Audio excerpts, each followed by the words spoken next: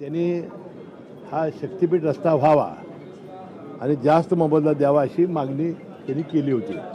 तर त्यावेळा मी सुद्धा उपस्थित होतो. आता परवा ज्यावेळा हा मंत्रिमंडळापुढे विषय आला त्यावेळा पालकमंत्री प्रकाश आंबेडकर साहेब आणि मी यांनी आम्ही आमच्या भावना व्यक्त केल्या.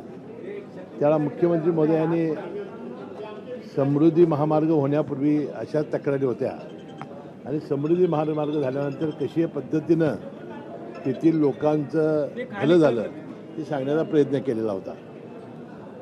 आता यामधून त्यांनी एक गोष्ट स्पष्ट केली की आम्हाला शक्तीपीठ हा रस्ता करायचा आहे, हे काय त्यांनी लपवून ठेवलेलं नाही, पण तो कुणावर लादायचा नाही. आणि त्यांनी 3-4 मार्ग तयार केलेले आहेत MSRDCनं. त्या 3-4 मार्गावर चर्चा करून शेतकऱ्यांना विश्वासात घेऊन लोकप्रतिनिधींना विश्वासात घेऊन आम्हाला रस्ता करायचा आहे अशी भूमिका घेतलेली आहे.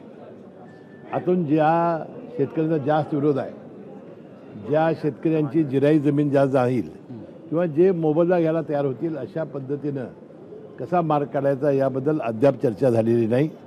मला वाटते सगळ्यांना विश्वासात घेऊन हा रस्ता करण्याचा प्रयत्न शासन करणार आहे. लोकशाही मराठी ऐका, पहा, जागरूक रहा.